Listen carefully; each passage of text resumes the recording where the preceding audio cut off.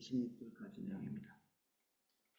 신명기 7장 17절에서 26절까지 내용입니다. 제가 내용을 읽어보겠습니다. 내가 혹시 심중에 이르기를 이 민족이 나보다 많으니 내가 어찌 그를 쫓아낼 수 있으리요 하리라마는 그들을 두려워하지 말고 내 하나님 여호와께서 바로와 온 애굽에 행하신 것을 잘 기억하되 내 하나님 여호와께서 너를 인도하여 내실 때에 내가 본 큰 시험과 이적과 기사와 강한 손과 편팔을 기억하라. 내 하나님 여호와께서 내가 두려워하는 모든 민족에게 그와 같이 행하실 것이요 내 하나님 여호와께서 또 왕벌을 그들 중에 보내어 그들의 남은 자와 너를 피하여 숨은 자를 멸하시리니 너는 그들을 두려워하지 말라. 너희의 하나님 여호와 곧 크고 두려운 하나님이 너희 중에 계심이니라. 내 하나님 여호와께서 이 민족들을 내 앞에서 조금씩 쫓아내시리니 너는 그들을 급히 멸하지 말라. 들짐승이 번성하여 너를 해할까 하노라. 내 하나님 여호와께서 그들을 내게 넘기시고 그들을 크게 혼란하게 하여 마침내 진멸하시고 그들의 왕들을 내 손에 넘기시리니 너는 그들의 이름을 천하에서 제하여 버리라. 너를 당할 자가 없이 내가 마침내 그들을 진멸하리라. 너는 그들이 조각한 신상들을 불사르고 그것에 입힌 은이나 금을 탐내지 말며 취하지 말라. 내가 그것들로 말미암아 올무에 걸릴까 하노니 이는 내 하나님 여호와께서 가증히 여기시는 것임이니라. 너는 가증한 것을 내 집에 들이지 말라. 너도 그것과 같이 진멸당할까 하노라. 너는 그것을 멀리하며 심히 미워하라. 그것은 진멸당할 것임이니라. 아멘. 17절입니다.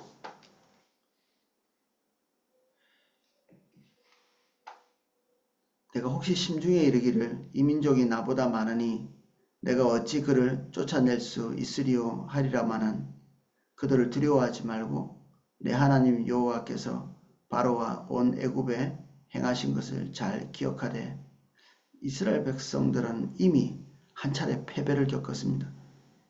패배한 이유가 여기에 17절과 18절에 나오는 거죠. 그들이 하나님께서 주신 명령을 앞에 두고 그들이 하나님을 보지 않고 그 과제를 본 거죠. 그래서 그들 마음속에 이 과제가 그들의 자원으로 이루기에 너무 크고 두렵고 그리고 어려운 일이라고 생각해서 그 과제에 들어가지 못하죠. 그들에게는 과제지만 하나님께서 그들에게 요구하신 것은 그들의 능력을 시험하기 위한 것이 아니었습니다. 하나님이 우리에게 비전을 주실 때 우리가 얼마나 유능한지 그거를 하나님께서 알려고 하시는 것이 아닙니다. 그래서 자기 자신에게 있는 그 문제를 해결할 만한 유능함이 없다고 생각되면 그 하나님께서 말씀하신 것에서 후퇴를 해버리거든요. 나는 그것을 이룰 만한 돈도 지혜도 그리고 마음의 여유도 없다고 얘기하는 거죠. 이스라엘 백성들이 그러한 논리로 하나님께서 말씀하신 그 과정을 단념해버리죠.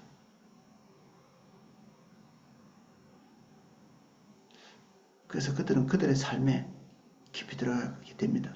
하나님의 비전을 버리고 나면 남아있는 것은 생존에 대한 애착. 하이데거라는 철학자가 그런 얘기를 했습니다. 인간은 생에 대한 무한한 의지를 가지고 있다. 생에 대한. 살고자 발버둥치는 그거밖에 없는 거죠. 이해할 수 없는데 철학자가 보기에 왜 저렇게 살려고 하지? 아무도 죽으려고 하는 사람은 없죠. 다 하루라도 더 살겠다고 발버둥 치고 살기 위해서는 어떤 희생도 다 치르면서 생존 그거 하나만 목표로 두고 사는 비전을 버린 사람들, 목표를 버린 사람들, 하나님의 인도를 따라서 가기를 단념하는 사람들은 기도하는 것이나 예배하는 것이나 그 목적이 다 생존과 깊이 연관되어 있습니다. 혹시나 내 생존에 타격이 있을까? 하나님의 은혜도 필요하고 하나님의 도움도 필요하고 혹시 하나님의 징벌로 인해서 내 생존에 문제가 생길까? 전전긍긍하는 그래서 그런 사람들이 결정하는 결정들을 보면 공격적이지 않고 대단히 수비적이죠.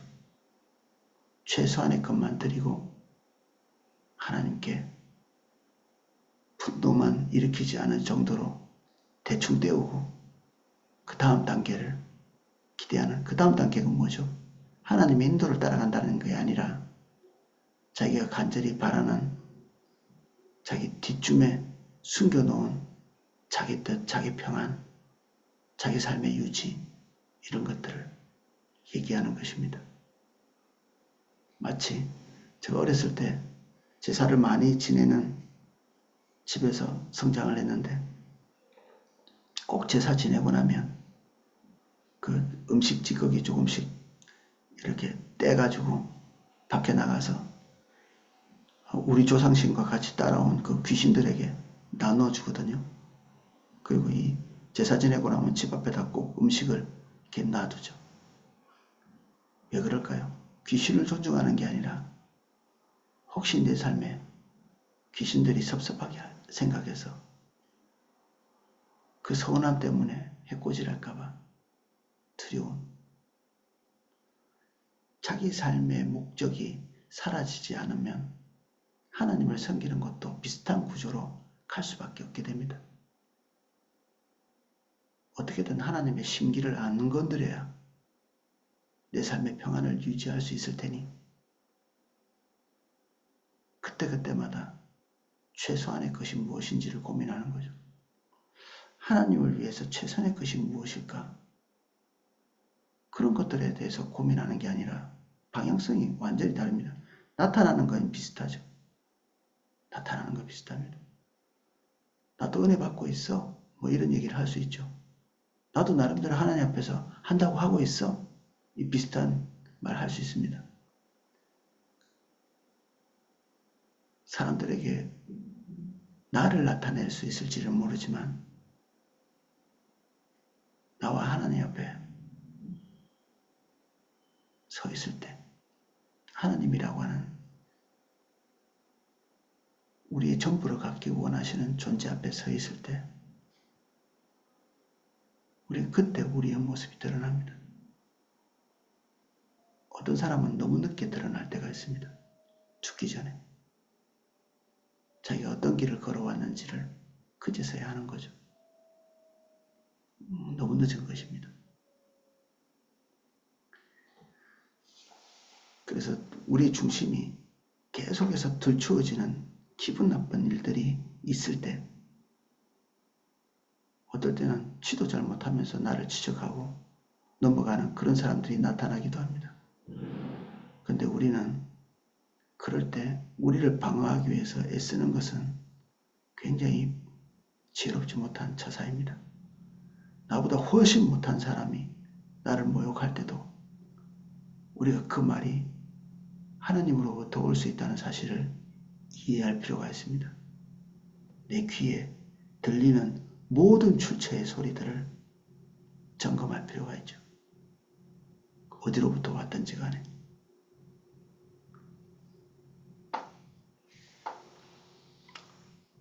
우리는 많은 것을 하나님 앞에서 순종해도 주님이 원하시는 것만 딱 빼놓습니다. 보통은 그렇습니다.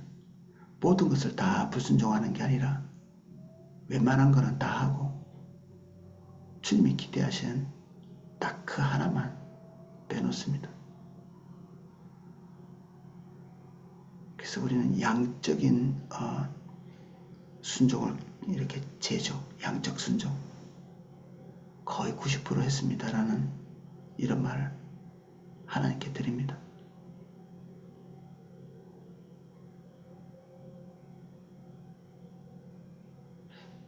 사람도 속이고 나도 속이고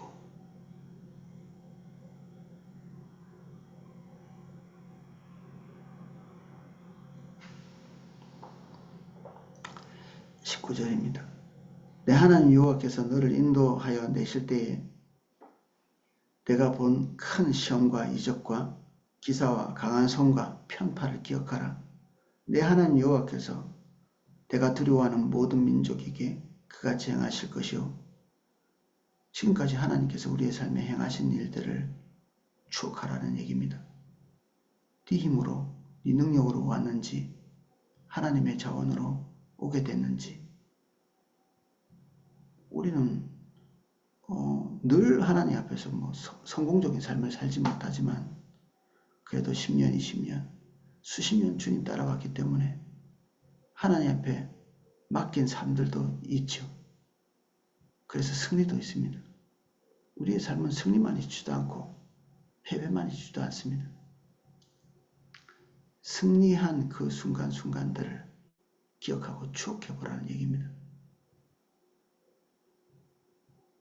어떻게 해서 승리하게 됐는지, 내 능력과 내 지혜 때문에 거기에 도달했는지, 아니면 나도 후퇴하고 싶었지만 하나님께서 몰아가시는 환경 때문에 들어갔다가 하나님의 능력을 경험하게 된 건지. 모든 승리의 출처는 주님이시고 우리가 한 것이 있다면 주님께서 원하시는 자리, 원하시는 곳, 원하시는 걸음을 걸은 거죠. 그래서 우리는 순종하되 성취는 항상 하나님께 있습니다. 그래서 성취하든 성취하지 않든 그 성공 여부가 우리에게 달려있는 것이 아닙니다. 우리는 승리하러 온 것이 아니라 순종하러 온 거죠. 우린 승리자라기보다는 순종하는 종입니다. 승리는 주님만이 하시죠. 때로는 하나님께서 그 승리의 피날레를 우리와 함께 나누실 때가 있습니다. 그러나 그것도 여전히 우리 것이 아닙니다. 역사의 마지막 종착역에 모든 그리스도인들은 하나님 주시는 승리를 맛보게 될 것인데 우리는 천국에서의 예배의 형태를 통해서 하나님께서 우리에게 주신 그 멸류관을 하나님께 다시 돌려드리는 것이 올바른 우리의 자세임을 알게 됩니다. 그 모든 승리가 우리의 자원에서 출처한 것이 아니기 때문에 하나님께서 행하신 일이기 때문에 우리가 우리의 멸류관을 벗어서 하나님께 드리는 것이 올바른 예배의 구조죠.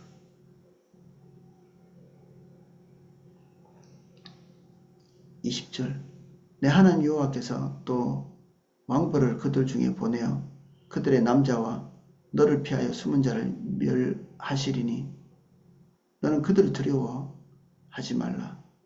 너희 하나님 여호와 곧 크고 두려운 하나님이 너희 중에 계심이니라. 왕벌, 이게 진짜 이게 우리가 상상하는 말벌 같은 종류의 아주 독한 그런 벌일 수도 있고요. 좀 더 비유적인 의미로 우리가 생각해 본다면 또 다른 것이 될 수도 있겠죠. 적들을 괴롭히는 어떤 그 요소들. 근데 여기에서 핵심적인 것은 왕벌이 무엇이냐가 아니고 그들의 남은 자, 너를 피하여 숨은 자, 우리가 일을 완벽하게 처리하지 못했기 때문에 이잡듯이 완벽히 그들을 징벌하지 못했기 때문에 우리의 주의력, 우리의 집중력, 우리가 가지고 있는 완전성 이런 것이 없기 때문에 하나님의 일을 끝까지 해내지 못할 것에 대한 두려움, 그래서 애초에 출발도 못하는 사람이 있습니다. 애초에. 어차피 가다가 다 못할 것 같아가지고. 승리, 전쟁, 비전, 이것도 하나님과의 동행입니다. 뭔가를 이렇게 불살라서 뭔가를 이루어서 하나님께 드리는 게 아니라 하나님의 일도 한 발 한 발 주님과 동행하는 과정이죠. 그래서 처음부터 끝까지 하나님께서는 우리의 자원이나 유능함에 기대지 않습니다. 여기에 우리가 완전하지 못하기 때문에 빠뜨려 놓은 그런 요소들까지도 염려할 것이 아니란 얘기죠. 하나님은 우리의 완전성에 기대지 않습니다. 그래서 일을 철저하게 하는 꼼꼼한 사람이든 그런 성품이 아닌 사람이든 우리가 일을 하다가 한두 개 놓치는 그런 경험을 가지고 있어도 그것이 우리에게 큰 타격이 아닌 것입니다. 우리 지체들 종종 주님 앞에 열심을 가지고 있는 분들이 자기 자신의 실수가 한두 개 있을 때 너무 두려워하는, 하나님께서 말씀하신 것을 온전히 이루지 못했다는 그 두려움. 근데 그것이 고의에 의한 것이 아니라면 하나님의 일을 제대로 하고 싶지 않고 그리고 하나님의 길을 따라가다가 탐욕에 기울어진다든지 범죄에 기운다든지 교만하고 자만한다든지 이런 이유로 인해서 고의로 벗어나는 경우가 아니라면 우리에서 난 그런 빈틈에 대해서는 하나님께서 막으십니다. 우리는 그 빈틈을 두려워할 필요가 없습니다. 하나님은 우리의 연약함도 알고 출발하셨고 우리가 넘어짐, 하나님께서 재능을 주신 것은 하나님이시고 우리의 성품과 성향도 하나님이 다 알고 계십니다. 그래서 순종하는 자에게 하나님께서 기대하시는 것은 순종 그 자체지, 일을 한 완벽성이나 얼마나 일을 완전하게 이루었는가 그런 것들을 달아보시는 것이 아닙니다. 사울 같은 경우에 하나님께서 완벽하게 순종 안 하시니까 징벌하시던데요. 사울이 징벌받은 것은 그 중심 안에 자기의 영광을 위해서 추구하는 그 자기 영광을 숨겨놓은 그 끈달림, 그것이 징벌받은 것입니다. 일의 완전성의 문제가 아니라 그것이 드러나는 것이죠. 순간순간마다. 하나님께서 그것이 드러나도록 어떤 미칠 듯한 상황까지 몰아가실 때가 있습니다. 결국 중심에 깊이 숨겨둔 것이 드러나도록 상황을 궁지에 모시는 거죠. 전쟁에서 승리해가지고 백성들의 지지를 받아야 되는데 그때를 기다리지 못하는, 전쟁에 나갔지만 하나님의 인도를 따라서 뭔가를 하고 주님께 순종하고 주님의 뜻을 이루는 것에 일말의 관심도 없이 그의 왕권을 유지하는 데 초점이 있었기 때문에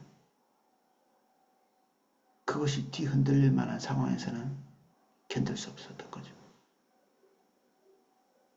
그래서 사무엘이 그 중심 안에 있는 진짜의 것이 드러날 때까지 자일필하면서 오지 않은 거죠. 조금은 기다릴 수 있습니다. 조금은. 왜 이게 성취되지 않고 이루어지지 않고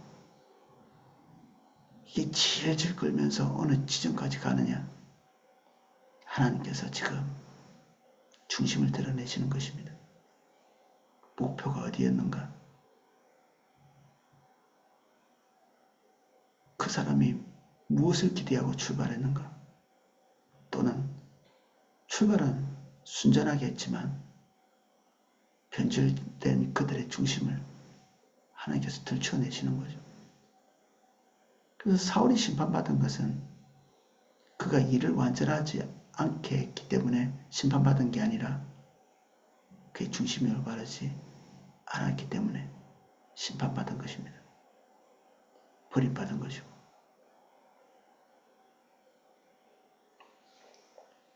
하나님은 냉혹하거나 매몰찬 분이 아니십니다.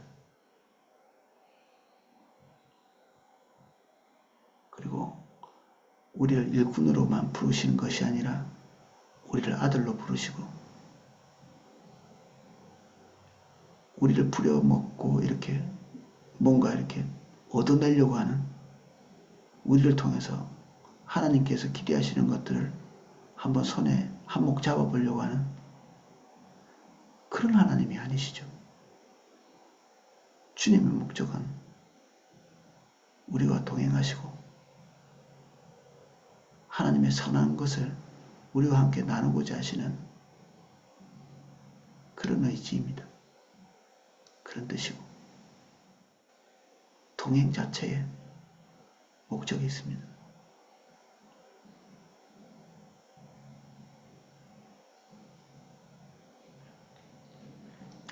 그래서 이 가나안 전쟁에 들어가서 뭐 죽은 사람도 있겠죠. 하나님께 순종하다 죽은 사람도 있을 것입니다. 그럼 이 전쟁을 끝까지 보지 못한 그 사람은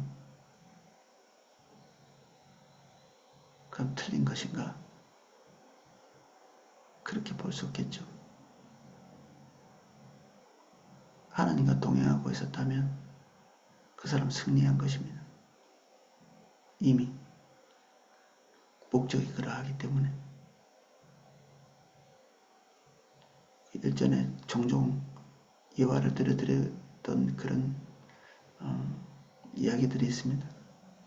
10년 가까이 외국에서 신학을 공부하고 그냥 옆도 한번 돌아보지 않고 영국까지 가서 공부를 하고 이제 내일이면 돌아올 그 사람이 지금까지 10년 동안 한 번도 주변 이렇게 여행을 하지 못해서 마지막으로 이제 고국으로 돌아오기 전에 여행 갔다가 죽은 사람이 있습니다. 그럼 그 사람이 목회를 한번 시작해보지도 못하고 준비만 10년 하다가 죽었다면 그래서 그들의 삶은, 그의 삶은 허무할 것인가?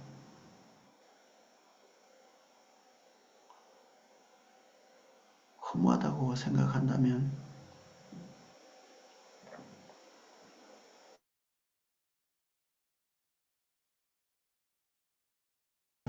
뭔지를 다시 한번 생각해 봐야 합니다.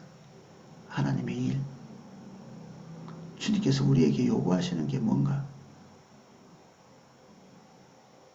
목회를 잘해서 하나님께 영광받는 뭐 그런 것들을 상상하고 있고 큰 교회를 일구는 것을 상상하고 있다면 그 사람은 신앙만 하고 아무것도 이루지 못한 사람이 되거든요.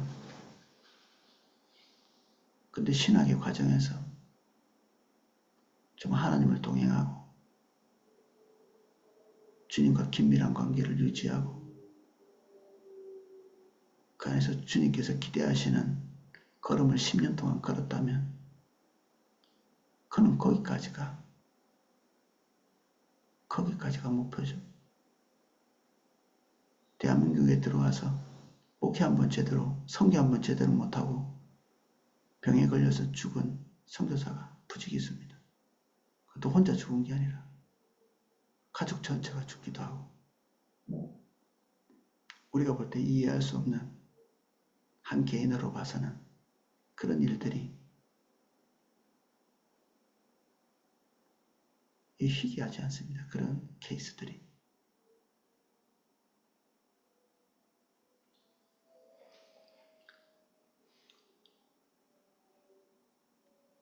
(22절) 내 하나님 여호와께서 이 민족들을 내 앞에서 조금씩 쫓아내시리니 너는 그들을 급히 멸하지 말라. 들짐승이 번성하여 너를 해할까 하노라. 하나님은 빨리 조속히 일을 처리하는 데 목표가 있지 않으시기 때문에 그들이 생각하는 것보다 훨씬 더디게 갈 때가 있습니다. 여기에는 하나님의 지혜가 있고 하나님의 목표가 있고 그리고 하나님은 일의 성취를 목표로 달려가시지 않습니다. 일의 성취는 하루 만에도 이룰 수 있는 하나님이십니다. 10년, 20년, 100년 하나님은 지금 아브라함과 약속한 뒤에 400년 훨씬 넘는 시간을 기다려 오셨습니다.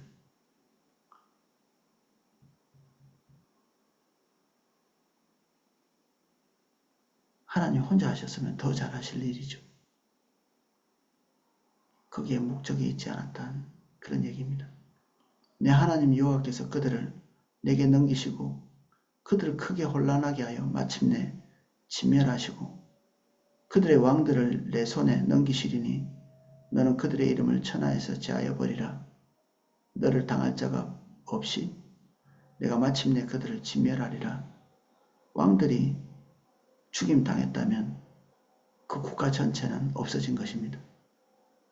우리 고대 사회는 왕이 곧 나라였기 때문에 왕들이 죽었다면 그 모든 백성들은 다 진멸당한 거죠.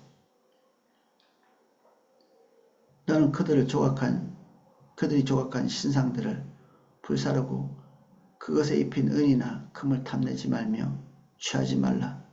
내가 그것으로 말미암아 올무에 걸릴까 하노니 이는 내 하나님 여호와께서 가증히 여기시는 것임이니라. 진짜 무서워야 될 것은 이것입니다. 하나님과 동행하는 과정에서 우리는 거의 필수적으로 경험하는 것이 승리, 그리고 그 승리와 함께 오는 물질적 축복, 명예 이런 것들이죠. 승리를 못해서 문제가 아니라 사람들은 승리한 뒤에 버림받거나 패배합니다. 눈에 보이는 가시적 성과, 이것이 나타나는 순간에 그의 삶이 끝나는 경우가 있습니다. 여리고성에서 그 승리 자체가 저주가 된 사람이 있죠. 그 신할 땅에 그 아름다운 옷에 현혹되어서 그것을 자기 집에 숨겨놓은 거기서 떨어지는 은 몇 개의 유혹을 이기지 못하는, 그래서 승리 자체가 문제가 아니라 승리가 가져올 어떤 유혹거리, 이런 것들이 더 심각한 문제입니다. 우리가 두려워해야 될 것은 승리하지 못할까 두려워하는 것이 아니라 승리하고 난 뒤에 우리에게 찾아오게 될 그 안일함, 자기 기념비를 쌓는 것, 하나님께서 명하시지 않은 이득을 취하는 것, 그런 것들이죠.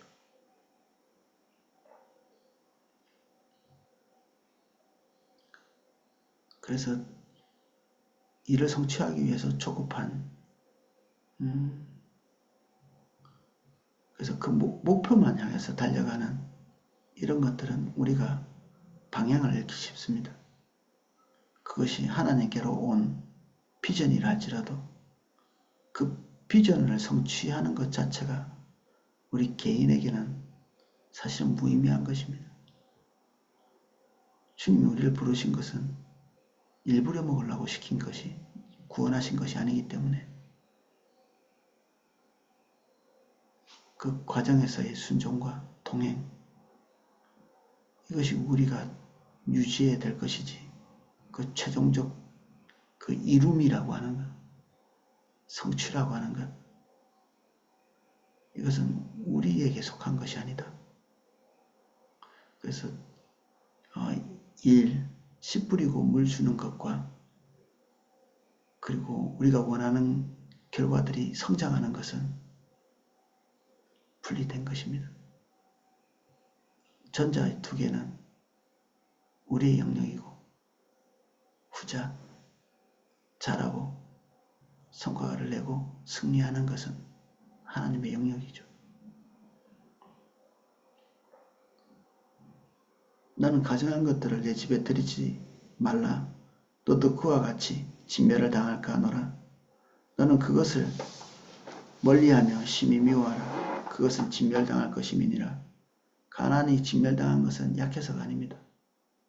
전제하고 있지만 이스라엘보다 더 강력한 문화를 가지고 있던 철기 문화를 가지고 있던 사람들이고 그들이 무지하거나 비련하거나 또 힘이 없거나 숫자가 작거나 그래서 멸망당한 것이 아니기 때문에 하나님께서 이 무서운 징벌들을 그들에게 쏟아부으신 이유가 무엇인지를 이해하면 도무지 개선이 되지 않는 그들의 가치관, 기회를 430년, 440년 이렇게 주셨지만 돌이킬 수 없었던, 그래서 한 개인이 사형을 당하는 것이나 한 민족이 이렇게 진멸당하는 것은 개선이 불가한 지점까지 갔기 때문입니다. 개선이 불가한 하나님의 단념이죠.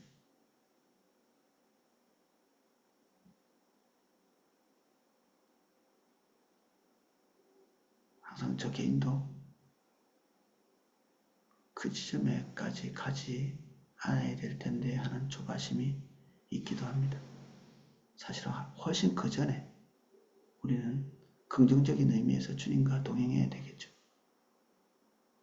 근데 반복적이고 노골적이고 그리고 의지적인 불순종, 그것을 통해서 불순종이 학습되면 우리는 그 불순종의 학습이 우리의 삶을 이렇게 쭉 인도하는 패턴이 됩니다.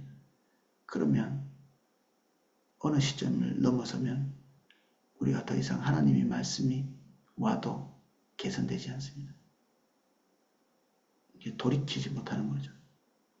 우리의 중심 자체가 화인 맞았다는 표현처럼 불화살에 도장이 찍힌 것처럼 그렇게 되기 때문에 더 이상 하나님의 징벌도 소용없게 되는, 때때로 하나님께서 우리에게 고난을 주시는 것은 회개하고 돌이키는 것인데 완전히 어떤 선을 넘어서 버리면 돌이킴 자체가 가능하지 않은 이 가나안 족속이, 그런데 하나님께서 경계하시는 것은 이스라엘 백성들 그들조차도 그들이 가지고 있는 넘어서지 못할, 개선되지 못할 이 가치관을 수용하고 받아들일까 염려하고 경계하시고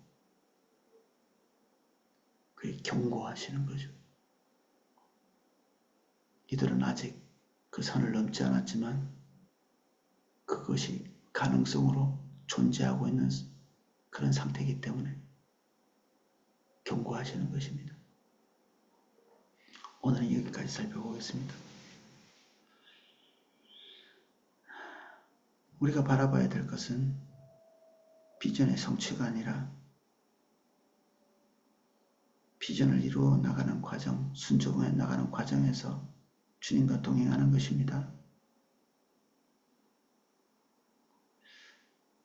주님, 비전을 이루지 못할까 두려워하는 것이 아니라 그것을 이룬 후에 하나님께서 정결하게 보시지 않는 가치관, 태도, 자세, 자긍, 이런 것에 빠지는 것이 더 두려운 것임을 보게 하시고 우리의 중심이 하나님을 떠나지 않고 이탈하지 않도록 우리에게 순전함을 주십시오. 진짜 두려워해야 될 것을 두려워하게 하시고 우리의 무능이나 우리의 연약함, 그리고 또는 환경에 벅찬 것, 큰 장애물, 강한 대적, 그러한 것들을 두려워하지 않도록 우리에게 큰 믿음과 근신을 주옵소서. 예수님 이름으로 기도하였습니다. 아멘. 네, 각자 기도하실 수 있도록 음악을 방송해 드리겠습니다.